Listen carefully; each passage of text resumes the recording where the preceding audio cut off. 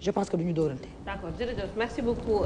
Aminata Paye dañuy tourner juste si Prosper Dieye on parle de violence conjugale à quand la fin suñ koy waxtaanee comme ni ko bëri sax ni ñu koy remarquer la plupart du temps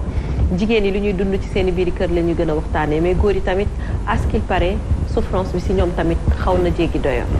Prosper. Merci beaucoup madame Diallo. C'est vrai souffrance bi si góor ñi ça existe ah. Mais man gëm naa ne jigéen ñee ci gën a loru quand même. bu ñu waxante dëgg rek te yàlla tax. jigéen ñee ci gën a loru. ci loolu laay rebondir pour wax ne effectivement ñoom war a defaraat seen toogaay ñoom. mbir moo xam ne nii yaa ci gën a loru yow mais bu defar toogaay di am kay ki gën a loru mooy defaraat toogaayam moom parce que bu loru di am moom mooy am moom mooy loru. Je veux tout simplement dire que man Prosper su ma yàlla nattoo koo xam ne ni heure bu ñu dajee maag moom mu wal ma ba ma mokk damay fexe dama koy moytu man comme toujours man may perte damay fexe man moytu ko li tax ma wax loolu mooy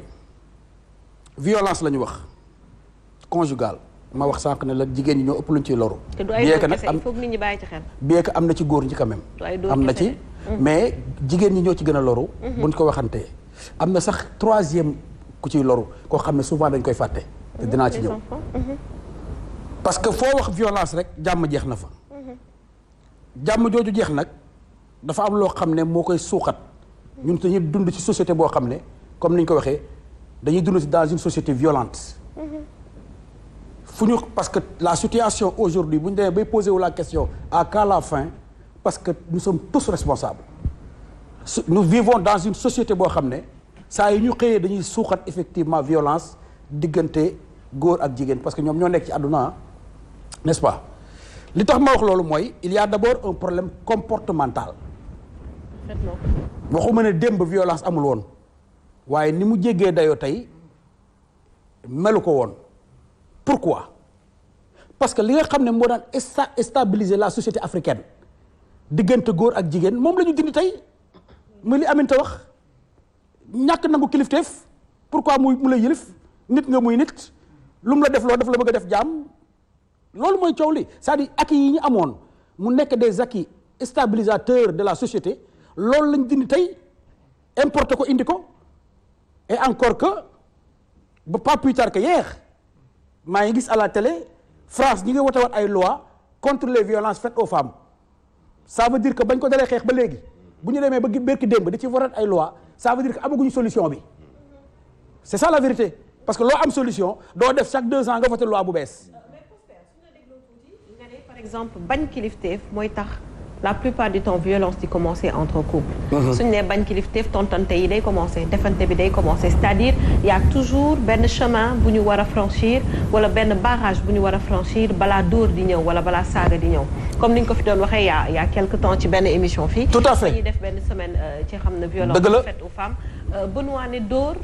kenn waru ko cautionner ba koy wutal cause. ma ni ko y a toujours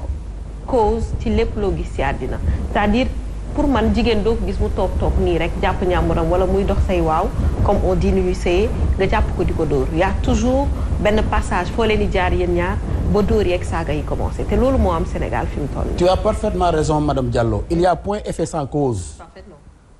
waaye wax li waral accident cause accident yi Sénégal gën a bëri. cela ne veut pas dire que da ngay cautionner les accidents.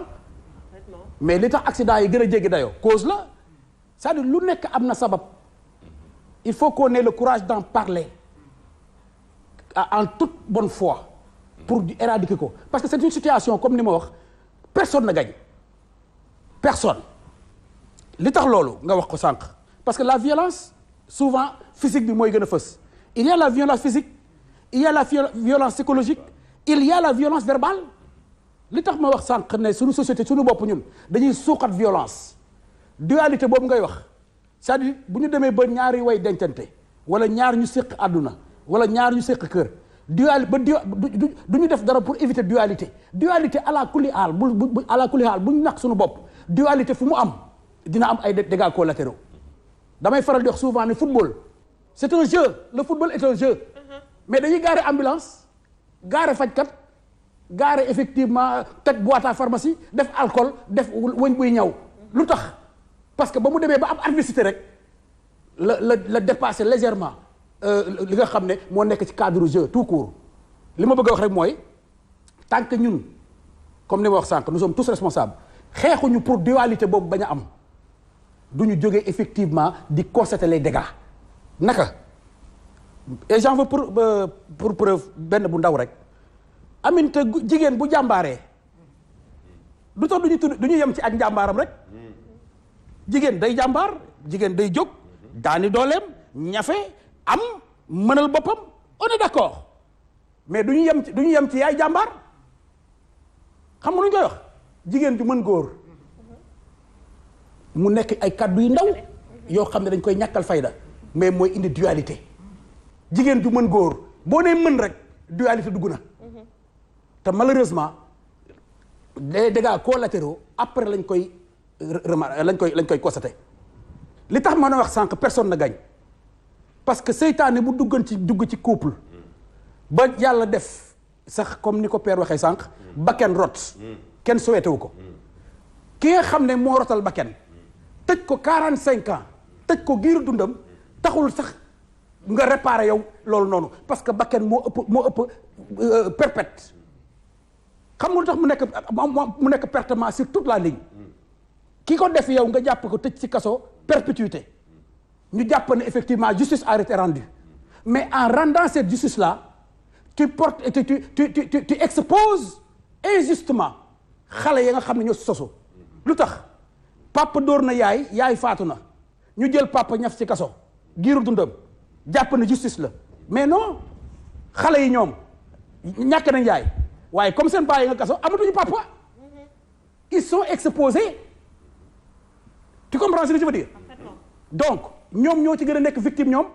ñoom seen yaay dem na seen papa nga ci kaso bi donc amatuñu papa amatuñu yaay et vice versa boo ko defee soxna aussi même chose seen yaay nga ci kaso bi seen baay dem na mais amatuñu yaay. mais balaa loolu rek même ci violence bi xale yi dañuy subir conséquences yi. exactement ci biir kër gi rek. et pire encore bu yaay deewee ñu tëj baay bu baay deewee ñu tëj yaay ñoom gisatuñu kenn parce que li nga ma wax la nag bu ñu waxantee dëgg li papa ak yaay mën ci seen jur ñoom kooku leen mënal bàyyeel dañuy sabablu rek waaye kenn du papa kenn du yaay ma wax ne pour tout simplement dire que tout le monde kenn gañewu ci. ma jàpp ne bon situation bi nga xam ne bu amee.